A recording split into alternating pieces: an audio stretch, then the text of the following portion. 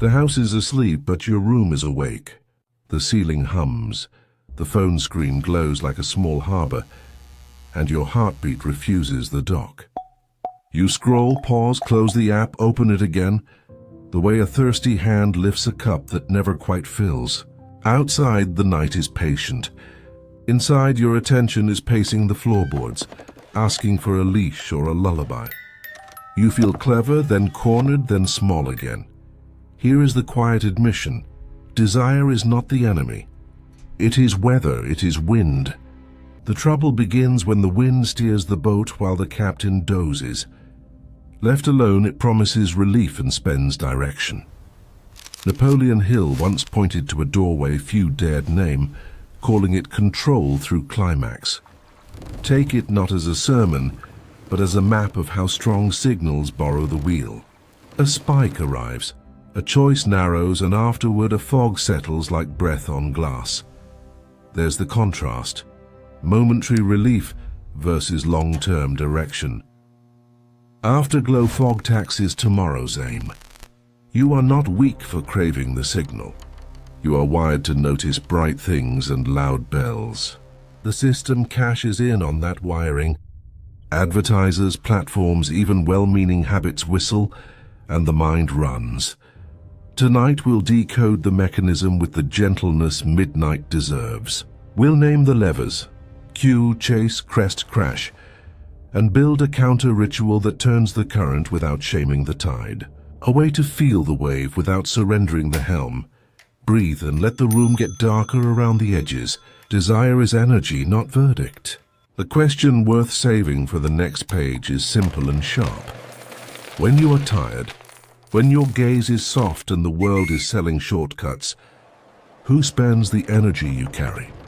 And how do you take back the purse strings?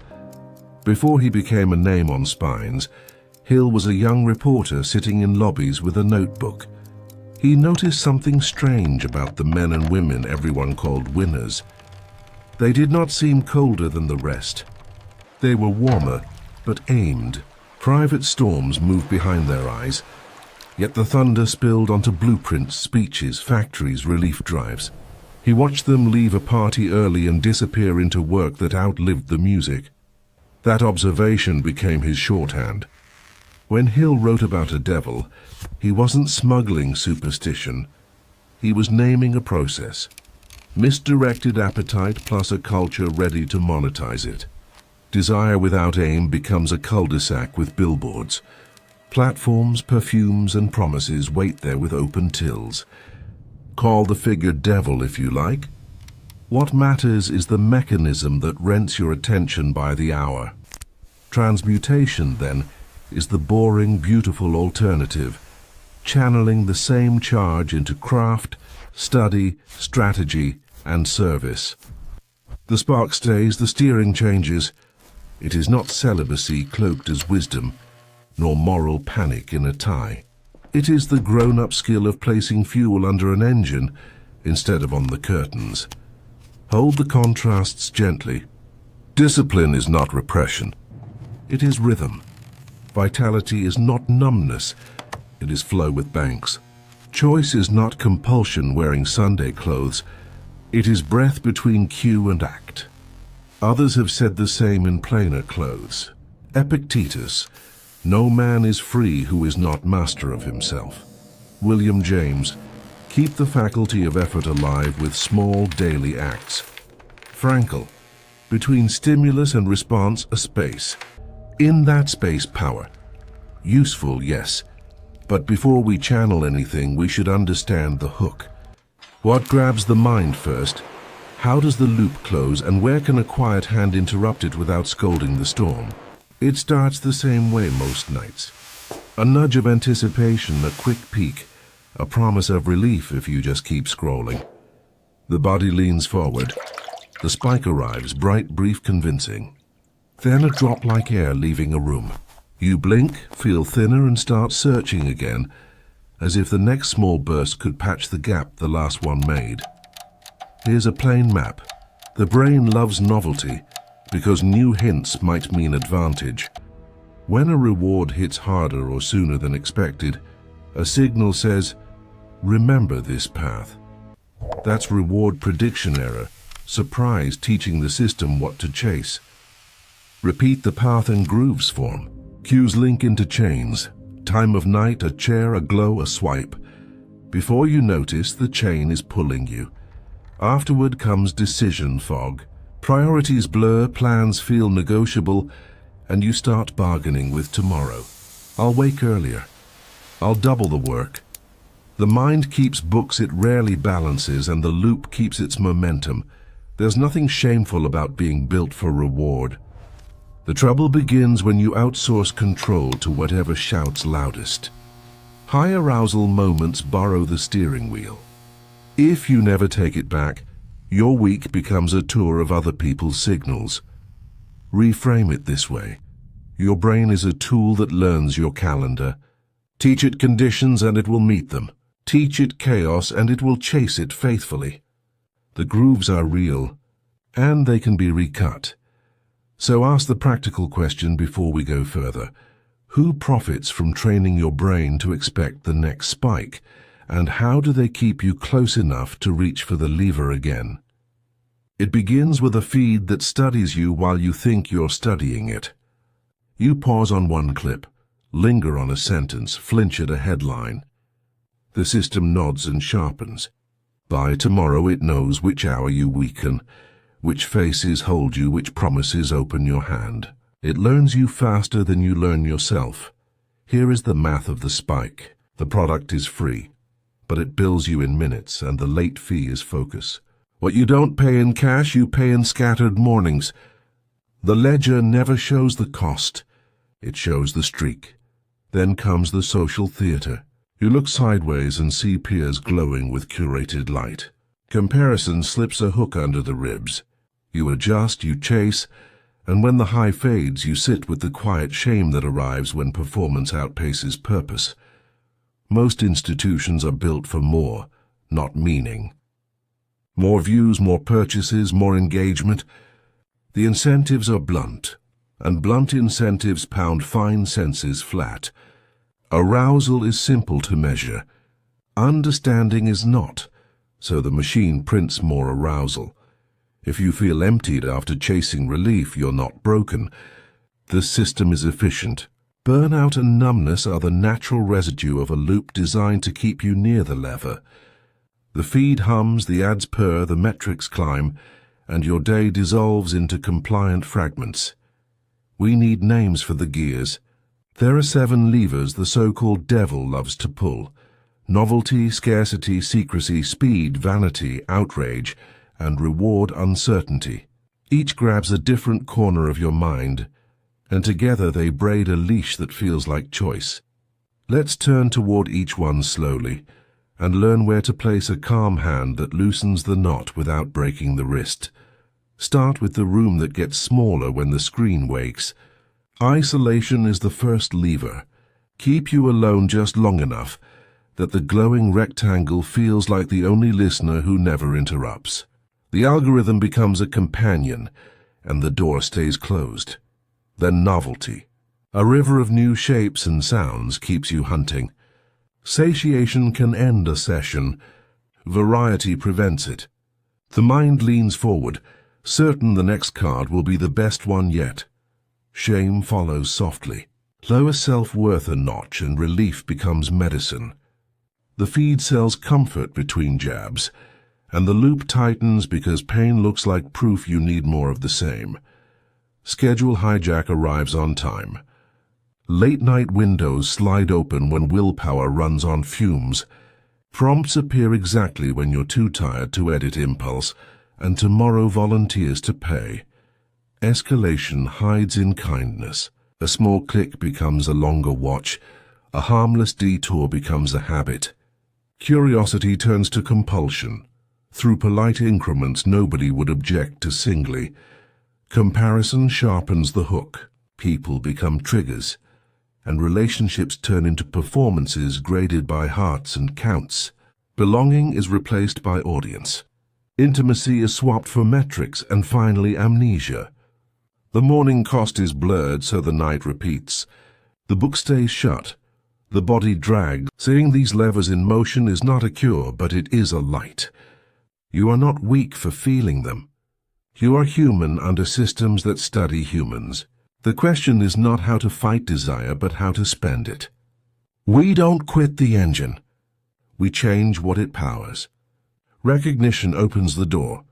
Transmutation, turning the same charge toward craft, study, strategy, and service, walks us through. Next, we learn the counter ritual. It started on a night like 100 others, a restless pulse looking for an easy door. I stood up, told myself I would check one thing, and instead opened the piano. 10 minutes to play a scale, I said. The clock must have lied, because when I looked again, 90 had passed, and the urge had melted into chords that felt like rain finding gutters. What wanted a quick spark became a small fire that warmed the room. This is the alchemy we practice. 3 valves open the channel. Body, breath, aim. Move first. Push iron, walk a hill, sweep the floor like you mean it. Then breathe until the shoulders listen. Long exhale, gentle hold, long exhale again. Finally, choose a single problem worth solving tonight. Small enough to finish, useful enough to matter. Close matters. Far can wait. Replace don't with do instead. Don't scroll. Draft 8 lines. Don't chase noise. Lift 20 slow reps. Don't bargain with tomorrow. Refactor 1 function. Sketch 1 melody. File 1 paragraph. Make the first step so close it trips you. Then let momentum pour. Let identity carry the heat. Say, I'm a builder who carries heat well. I turn signal into structure. I spend storms like currency and leave receipts in the morning. Hold one caution like a handrail. Intensity without aim loops back into compulsion. If the session starts to sharpen into frenzy, widen your stance, slow the breath, and stop while you still respect yourself. The goal is dignity, not perfect streaks. Transmutation works best when the path is waiting. Tools visible, choices preloaded, allies within reach. The next question is design. How do you arrange a life so channeling becomes easy and relapse grows heavy, so rooms nudge you toward craft the way rivers nudge boats toward the sea? Morning begins with a promise you can keep. Step into sunlight, drink water like an apology, and whisper one deliverable you'll hand the world before dusk. Not a masterpiece. 1 email, 1 page, 1 fix. Make it small enough to finish even if the day phrase. Design the hours that follow. Put friction on cues and ease on craft. Log out of the shouting places. Move their icons off the front screen. Leave the charger across the room. Then lower the drawbridge for work that feeds you. Tools open, notes visible, timer set. Hold one decisive block where nothing else may knock. If it's short, let it be sacred. If it's long, let it be quiet. Evening asks for guardrails. Declare no queue hours when screens sit face down. Wind down with analog comforts. Paper, kettle, a stretch that tells the spine it will be carried. Cold hands, warm mind. Rinse your face, open a window, and let the body cool so thoughts can settle. Weekends reset the instrument. Take one long walk until your shoulders drop. A long read that thickens your sentences. A long talk that reminds you why you aim at all. No itinerary, just duration. Track gently without worship. 3 check marks. Mood, craft minutes, social oxygen. Good, middling, rough. 10 minutes, 30, 60. Met someone's eyes, called a friend, sat with family. Enough to notice patterns, not enough to become another leash. This is a quiet rebellion because it runs on rhythms even a tired person can keep. You choose ease where it matters, and friction where it steals. Day by day the groove deepens and dignity grows like moss. Yet desire doesn't live alone. It meets people. The next step is to make relationships a refuge, not a trigger. Warm rooms that steady the pulse before the night begins. The evening had been noisy until the conversation turned soft. 2 chairs, 1 lamp, laughter that puts air back in the room. You noticed how talking unhurried made your shoulders drop. A story led to another. Silence sat with you like a third friend. When you both paused to breathe, the urge to escape into screens felt smaller than the table. Here is the heart of it: attention over performance. To be with someone is not to audition. It is to witness. Curiosity over scripts. Ask the second question and let answers wander. Kindness over the scoreboard. You don't have to win. You have to care. When presence returns, compulsive loops lose voltage because the nervous system reads safety in steady eyes. Set boundaries that keep that safety intact. Protect privacy with doors that close and mouths that don't overshare. Consent is the rhythm section. Nothing good happens off the beat. Keep mutual pacing. Speed is not proof of feeling. Make room for not tonight, and watch trust survive the week with ease. Practice device-off pockets so attention can bloom. Take shared walks where the street does the talking. Keep small rituals of touch and gratitude. A hand squeezed before meals, a thank you left on a note, a check-in that starts with "what would help." Tiny gestures teach the body there are gentler ways to regulate than spikes and scrolls. Think of intimacy as co-authored calm, not a solo sprint to relief. When play and tenderness return, the system relaxes and energy finds better outlets. Making, learning, resting, simply being. In the quiet that follows, remember this is not a cave but a campfire. The world will still knock with offers and pressure, some generous, some cunning. With the heart steadied, how do you answer without giving away the wheel? Keep this small manual where your hands can reach it. When temptation knocks, start with the 2-minute turn. Stand up, move your body, change rooms if you can, then breathe 5 slow cycles and choose your aim. 2 minutes is a door. Step through it and you remember who is steering. For invitations and offers, apply triage in one line. Is it aligned, timed, and owned? Aligned with your present aim, timed to a window you control, owned by someone who will carry their part. If any piece is missing, it's noise wearing nice shoes. Carry boundary scripts that land softly. Soft no, I can't take this on. Conditional yes, yes, after A and B are in place. Silent exit. Leave the room of endless scrolls without a farewell. Close. Stand, sip water, return to the living. Protect social hygiene. Keep 3 friends who steady you, not stir you, and speak to them before a storm, not after. Hold 1 mentor who tells the truth without perfume. Let their sentences be anchors, not alarms. Each week run a gentle audit. Ask what fed craft, what fed compulsion, what will I prune? Circle 1 habit to water and 1 to starve. Write 2 lines you're proud of onto a card. Put the card where heavy moods go to lose. When the mind tries to bargain, answer with action, not debate. Start the smallest useful task and let momentum bow the noise. Keep a glass of water, a walkable street, a reachable instrument nearby. Tools within easy reach become choices within easy reach. This is a compact playbook for real rooms, late nights, mornings. Use it without drama, like turning a dimmer. And on the nights when the waves rise anyway, keep a closing story in your pocket. Shall place it there next. The hallway is crowded with bright rooms, each one playing music. Signs flash promises in urgent fonts. Faster, freer, just 1 more step. In the middle stands a red door, glossy as a fruit, whispering shortcuts to everything you think you lack. You pause with a small candle cupped in your hand.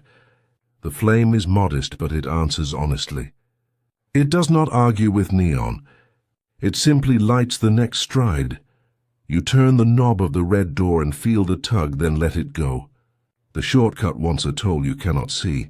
Instead, you walk past down the stairs, through the older exit that smells like rain. Outside, the night is kinder than the noise. Crickets keep time.